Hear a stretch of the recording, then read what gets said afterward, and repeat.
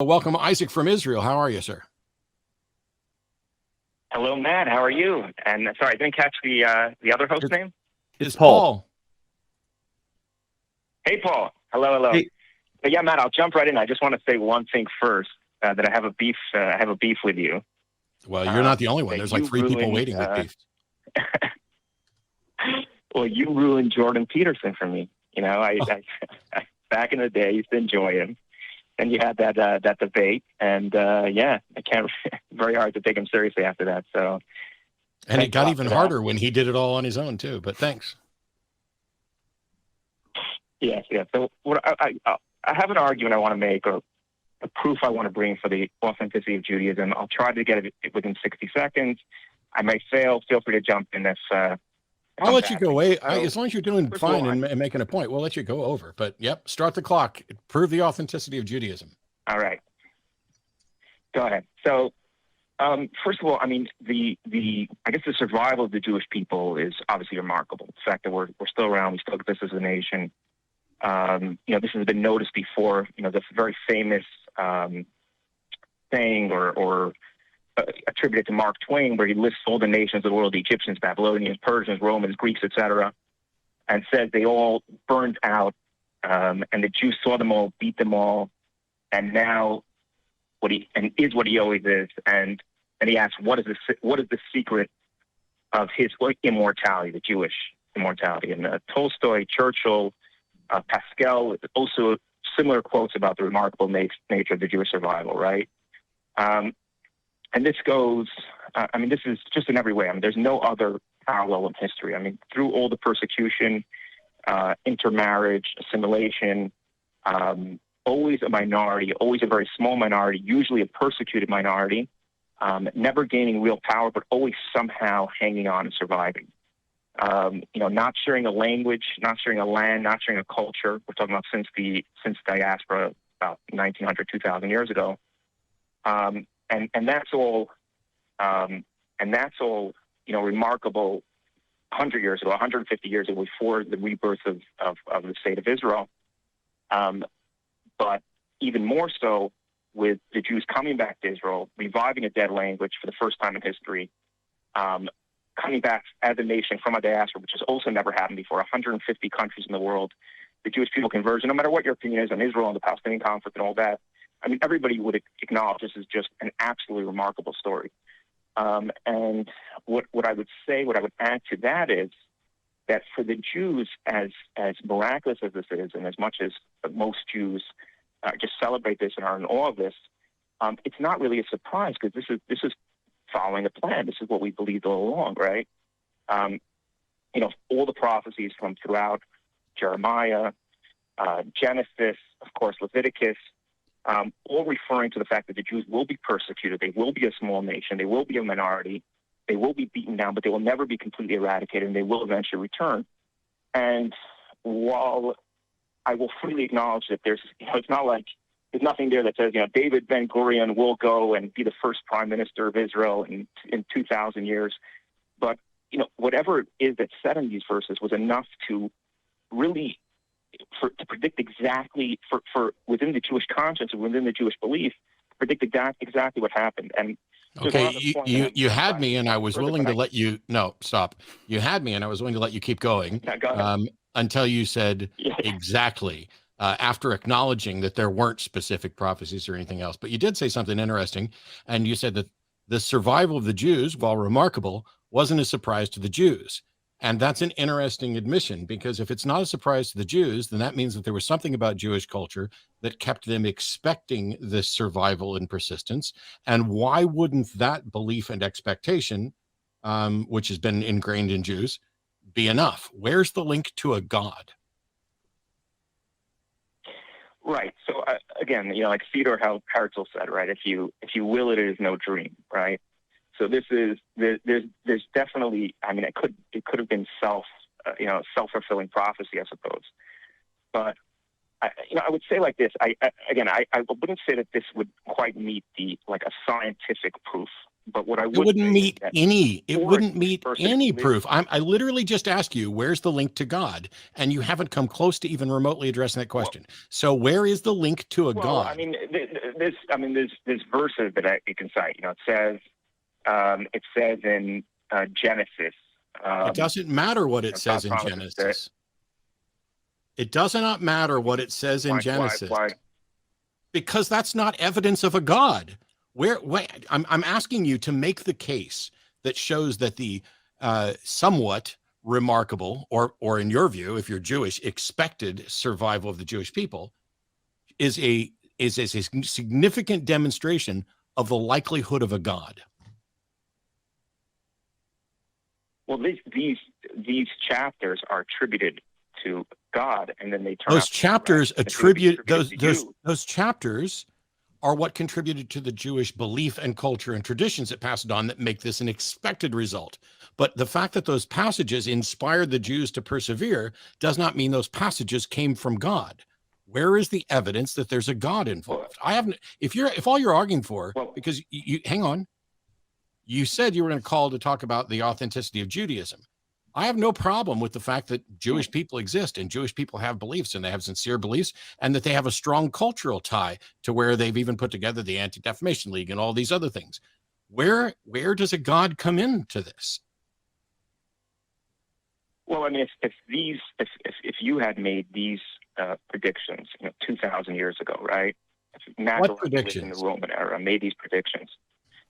Made these same predictions that are in the Bible and that the Jews held on to, right? And then it came true. I think people would rightfully attribute some sort of okay, hang on. No. If I make a prediction, and it comes true, does that mean I knew what was going to happen?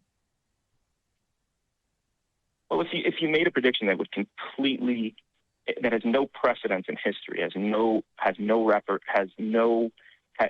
likelihood of being true. Like if we would do a mathematical breakdown of what the likelihood. No. That is not even in the ballpark of what we're talking about. I asked you, if someone makes a prediction and it comes true, does that mean that they knew what was going to happen? If somebody makes a prediction, sure. People make predictions all the time and they come true. But if somebody makes you are absolutely, and I'm going to turn this over to Paul in a second. You are absolutely refusing to honestly address my question. Of course, people make predictions and they come true. My question was, if someone makes a prediction and it comes true, does that mean they knew it was going to come true at the time of the prediction?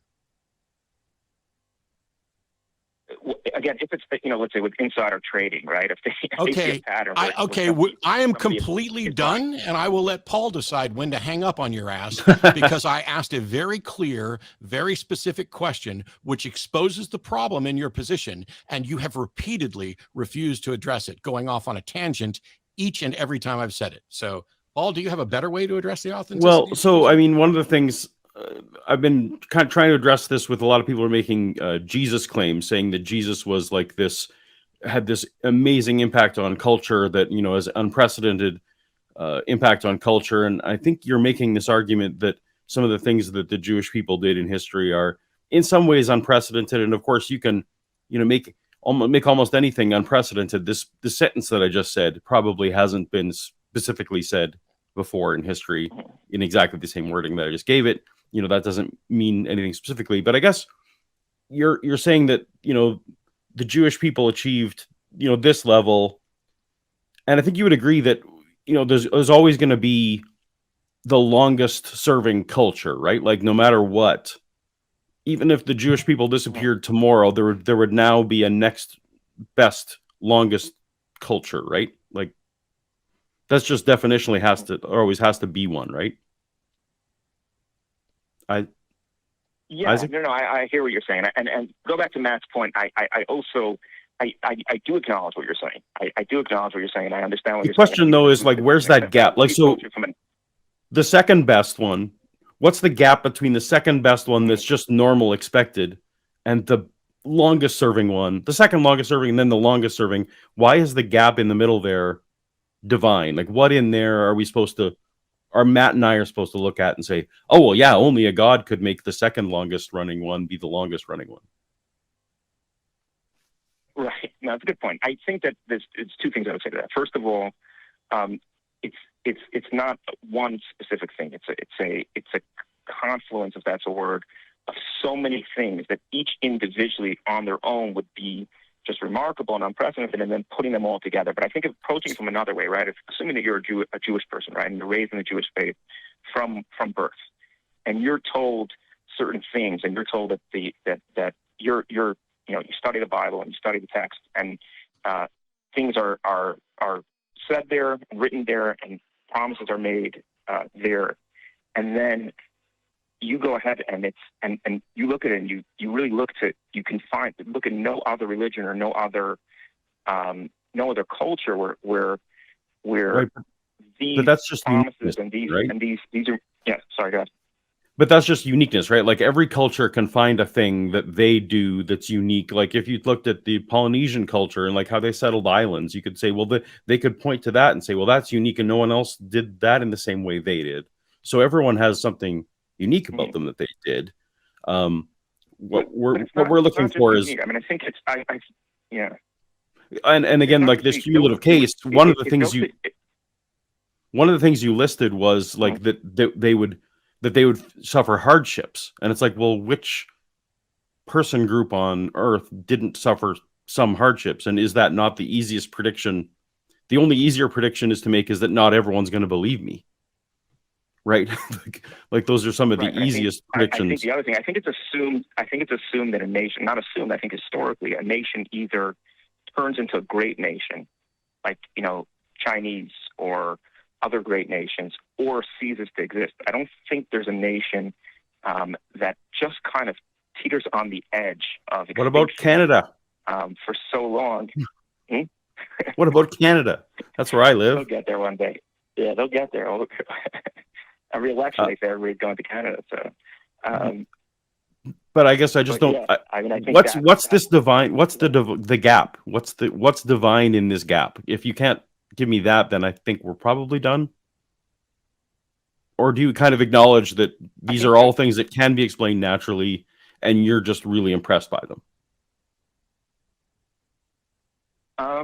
Yeah, I don't have again, it naturally, but you would have to go to a very, very, very, very, very extreme place to explain them naturally, right? Meaning, mathematically, I don't know exactly what it would fall into, but it would be into some tiny fraction of a percent that this could actually happen. Okay, but things like that happen all the time. And to Matt's point earlier, I mean, I think when Israel was restored as a nation, there were Christians around the globe, including me at the time when I was a Christian, who were cheering on. I wasn't born in '67, but like my parents and like everyone were all doing everything they could to restore this Jewish nation, because that was something was supposed to happen to bring the end times, right? So like it becomes less unlikely when so many people are working for it. So I'm going to jump back in. Yep. Yeah. Because here's a fallacious argument. Getting a perfect bridge hand is unlikely unless someone cheats. This person just got a perfect bridge hand, therefore I'm justified in believing that the dealer cheated. Do you see what the fallacy is there? Right. Okay. I can change everything about that argument and say, I don't know bridge. I don't know how bridge works. So bridge means you have all 13 cards of the same suit. It's astronomically unlikely, but it has in fact happened. We have records of it actually happening in tournaments. So the fact that it can happen, whether someone cheats or not, means that if you get a perfect bridge hand, you don't have enough evidence to conclude whether or not somebody cheated. Similarly, you can't say it is unlikely that the Jewish nation would have survived unless there is a God. The Jewish nation survived, therefore I'm justified in believing a God exists. It is exactly the same argument, structure. The only thing that has changed is the content. This is why when we're studying logic, we talk about propositions and we evaluate the structure of arguments. That structure is part of the problem. And so your entire argument breaks down to the survival of the Jewish people is unlikely unless there's a God. And the Jewish people survived, therefore I'm justified in believing that there's a God. That is absolutely, unequivocally, a fallacy. And when you also consider that, human beings have been on the planet for 300,000 years or so, and Jews have been on the planet for about 5,000 years. And in the last, all of this has only happened in the last 100 or so years, 200 years, where Jews and non-Jews were working together to reestablish a Jewish state. What the fuck did a God do? If people did this, what did a God do? Well, again, in the analogy of the bridge hand, it would be like if you were born into this religion that told you that you would get perfect bridge hand on a constant basis, and that's a proof of the religion, and then you're constantly getting perfect bridge hand, you would have no reason to leave this religion, right? You would say, wow, this is, and then you're looking around at all other belief systems and all other cultures, and none of them add up to that. This is ridiculous, and I'll tell you, this is ridiculous, and I'll tell you why. This is ridiculous, and I'll tell you why. According to the book that you're pointing to, where you want to get these prophecies from, God also flooded the entire planet except for a drunk and his family. God also, when his chosen people were enslaved, laid out plagues like the world had never seen in an incredible, majestic, magical display in order to save his chosen people. What the fuck has he done lately? Why on earth would you give credit for the trials and troubles and reformation of the Jewish culture? Where's the slaughter of the firstborn for this century? Where's any evidence that there's any God anywhere? I would say that, using Occam's razor, the fact that people believe something and work to enact and save their group is far more impressive as a human achievement. As a God achievement, where he's hiding in the shadows and doing absolutely nothing except maybe inspiring some people to work for something. What happened to this God that was the miracle worker that would travel as a pillar of fire by night and a pillar of cloud by day and feed people manna from heaven in order to protect his chosen people? Why on earth would you think that the survival of the Jewish people is conditioned on a God that has been absent since we've been able to investigate the claims? Yeah, I mean, I think what a lot of people, what some rabbis would say, is that a lot of it's metaphorical. Now, again, then you could, I guess, argue to that and say, well, then what's to say that the claims that I'm bringing are not metaphorical? And that's certainly an interesting point. Yeah, I'm not interested in metaphors. Yeah, me neither. If you want to make a case for a God, the word metaphor better not enter into it at all. And the survival of the Jewish people, while I suppose is mildly remarkable, I don't find it that remarkable when they believed. By the way, you're talking about, the Jews in Israel, which is where you are, I'm assuming correctly, right? Yeah. Aren't they like 50% secular? Yeah, at least. I think. Wouldn't God have known that the Jews that he was creating, that he was working in the shadows, not doing anything public, but working in the shadows to inspire them? Wouldn't he have known that 50% of them were going to stop believing? Well, I mean, even in the times of the Bible, there was idolatry. What the hell does it? That's not an answer to my question. Every time I ask a question that is designed to make a point, you deflect and go off on a tangent that's completely irrelevant. Wouldn't a God? Never. I don't care. I don't even care what your answer is. None of this rises to the level of believing that a God exists. If you want to sit around and be impressed that the Jews have survived and therefore conclude that there's a God protecting them, that's your problem. Mm-hmm.